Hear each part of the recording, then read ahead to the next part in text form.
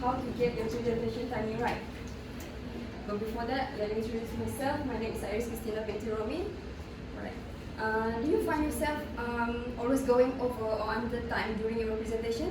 Because if that's so, don't worry, because there are so many presenters that worry about their talk is going to be short, but then end up running way over or needing time to chop section out of their speech. For ensuring your presentation fills the time that you have been given, it's very important. Because time like money, both are limited. You will, otherwise you will get the end of the money before the end of the month. Similar to like keeping time, you will get the end of the presentation before you get to the end of your content. Now I have done with the introduction, so let's move to the first main point on how to get your presentation timing right. The first is planning and practice your speech. Getting your timing down is a matter of planning and practice, and we all know that those are two words that people hate to hear, but you cannot resist or skim on planning and practicing, because time walks when speaking. It is so important to practice your presentation out loud and time yourself.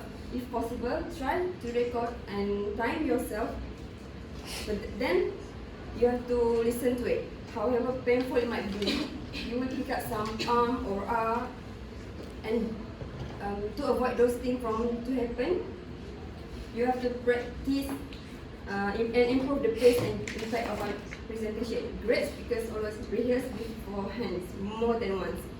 The next point is to get the timing right. Once you know the length of your presentation and how much time you have to present it, you can do a detailed outline of presentation and decide on the structure and timing for each section. For example, today we all have been given 5 minutes only to speak about our topic. You could divide your time as follows, like 2 minutes for introduction, 2 minutes for content, and another minute for your conclusion. And last but not least, watch the clock. You can keep an eye on the time by having a clock visible that you can easily check without being too distracting. So the conclusion is, let me reminding you that we have just covered about how important and how to keep our time during our presentation, which are planning and practice, get the timing right, and watch the clock. Once your speech runs over the allocated time frame, soon you will notice your audience will get fidgety or maybe losing interest. All those great ideas you have been presented will be less of impact. Remember, your audience time is precious and you shouldn't take it for granted. That's all from me. Thank you. So let me send the question into the